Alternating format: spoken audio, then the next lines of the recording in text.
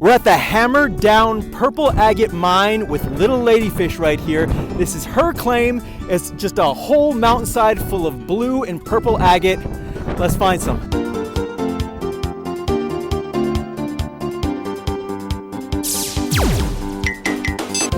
Pretty cool. Here's the terrain as we head out to the claim. So we're out here at the Hammerdown Purple claim. It's a purple agate that hasn't really been discovered. There's only a couple places in the world where you can find purple agate. There's Holly Blue, which you can find in Oregon. There's Royal Aztec Purple, which you can find down in Mexico. Purple Sedgenite from Arizona, and Lavender Sage from Nevada, just to name a few. But that's not many, so imagine our surprise when we've discovered this shade of purple agate out here in eastern Oregon.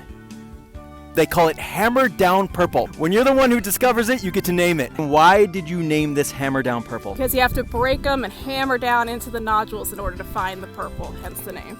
So when a new occurrence of purple agate gemstone pops up somewhere in the world, it's kind of a big deal in the gemstone community. That's why I'm so lucky to have been invited out here by Little Ladyfish, one of the claim owners. So this is kind of what we're looking for here. This is going to be one of those nodules that we're going to find.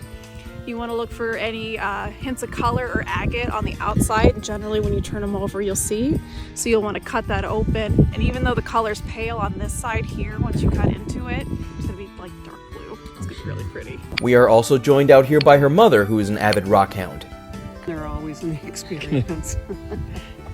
She's showing us where we can find some amethyst. That's a little bit of amethyst right in there. Mm-hmm. So agate is always going to go hand in hand with quartz. It's made of the same stuff.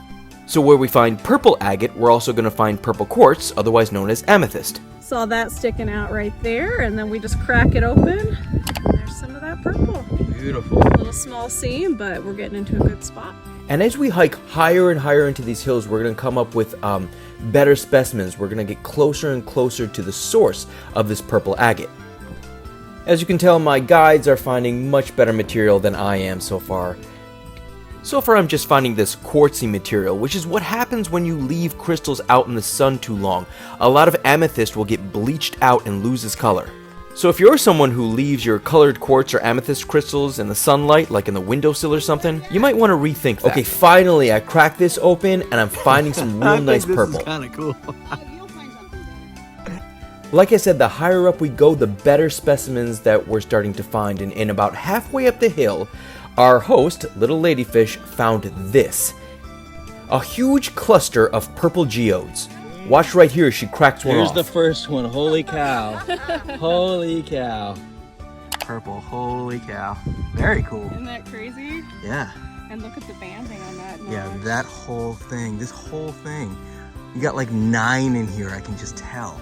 Yeah, that whole thing was just a cluster of geodes. I'm sure if you cut that and polish that correctly, that's probably going to be a museum quality piece right there. So how exactly does a gemstone claim work, and how do you reserve one? So there's several different really cool spots in the claim. Some areas you're going to find the amethyst, some areas you're going to find like the blues and the purples.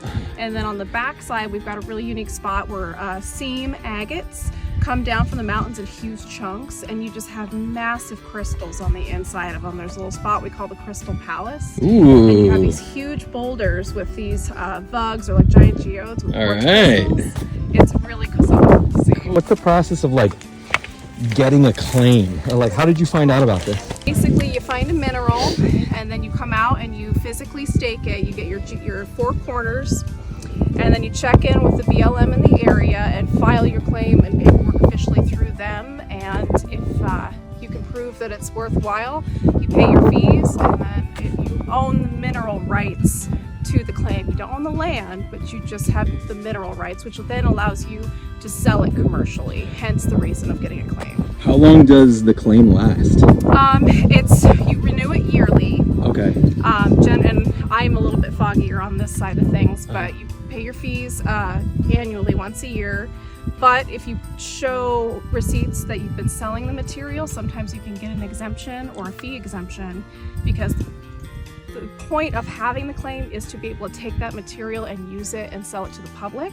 So basically you're paying your taxes to the government for those mineral rights. Gotcha. So that's kind of the point of having those claims, is to be able to share it commercially. All right, now we're way above the mountain line. Check out, this is where like we're starting to find some really good stuff, as well as some really awesome views. The quartz clusters that we saw before are starting to get bigger, and they're starting to have a little bit of color in there. And boom. Probably the biggest cluster we found was this thing right here. Stop!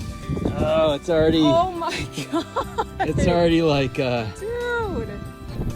Let's see. All right, we've got a little bit of crystal right here. So what we're looking for is the amethyst that's inside of these rocks. If you find a little bit of crystal on the outside, it's best to break it open because the amethyst will fade out. So the amethyst is going to be deep inside. All right, I think we found the area, and it's where all this rock flow comes down right here. This is where Little Ladyfish says we gotta dig. And it's not really digging so much as just like looking through piles and seeing what you want to keep. And all of this stuff it just looks like raw rock, right? Now check this out. There's a small seam of purple in that, right?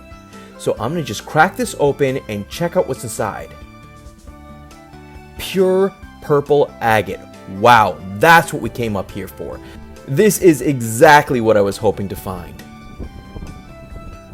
Amazing. So actually, I'm gonna hang out up here by this pile of rocks and see what I can bang out of these boulders right here. And I'm finding some really cool pieces. Check out that like yellow plume pattern going through that. And my best piece of the day had to be this thing right here. Check out that nice purple geode with the crystal vug still all intact. If you're interested in learning more or getting your hands on this, please check out the claim owner. Her info is right here, and send her a message. I'm super grateful to the claim owners for allowing me to come out here and dig, and I hope you get the chance to as well. Pretty cool.